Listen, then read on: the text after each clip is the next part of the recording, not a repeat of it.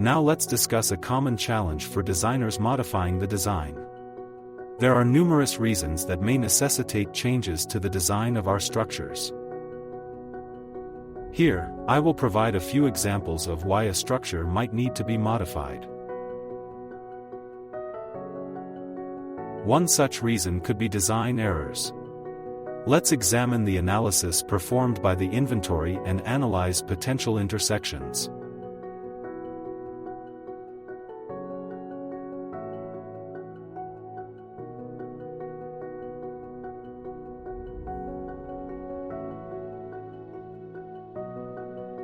We have an image that shows where these intersections occur. The intersections of the drawers with their skeleton body are evident, and it is clear that this is not an error. However, the intersection of this detail with another element is a concern. We could examine which pairs have caused these intersections, but it might be simpler to just visit the block and make it transparent for visualization purposes.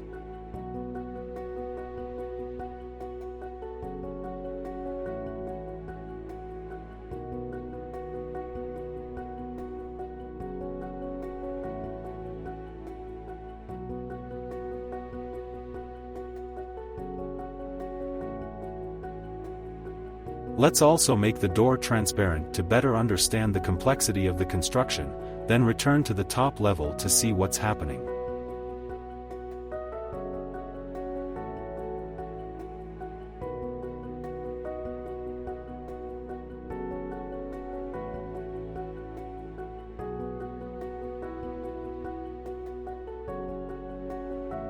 During the construction, we notice that there are fixing ears that need to be attached. This block, if installed as is, would cause significant issues.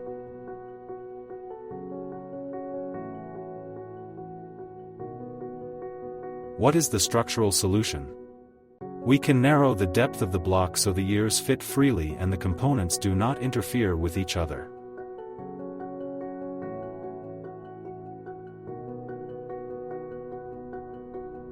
How can we accomplish this? You will now see the benefits of skeleton design.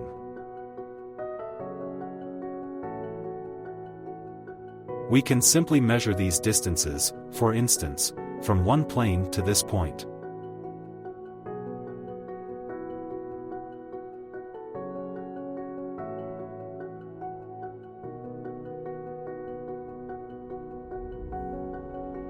We find a distance of 42 mm, adding 2 mm for clearance. We adjust this block when retracting.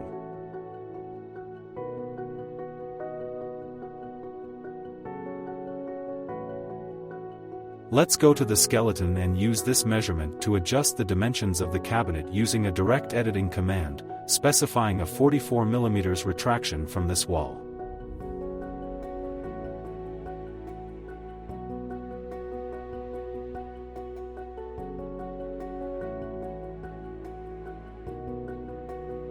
We can now observe the outcome of this modification. It's clear how interconnected the components are and how they depend on this change.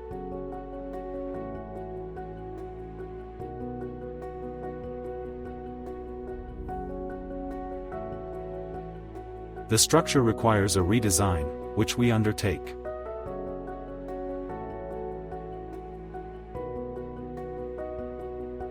First, we request an inventory, then ask the system to recalculate all the underlying components.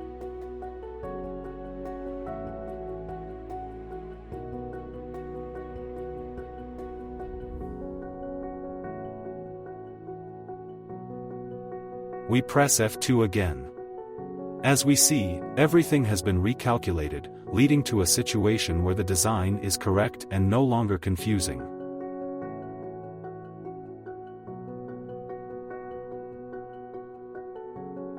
Now, suppose a complaint is received that this design is too low.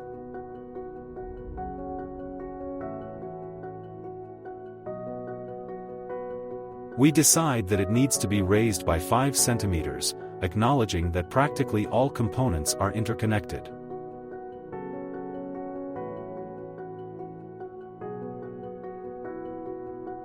We return to the main skeleton and identify a group of blocks that need to be slightly higher.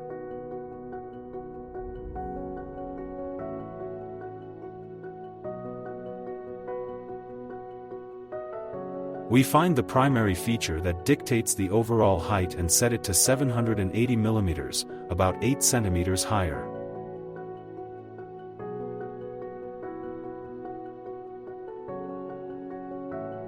Let's go back to our construction and step back to see how many components are affected by this change.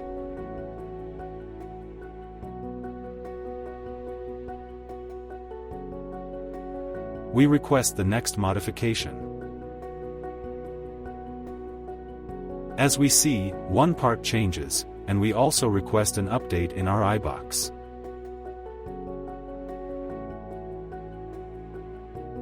We press Update again, and watch as the entire design of the multi-button changes is automatically redone. All elements, both metal and wood, are regenerated and take on new dimensions.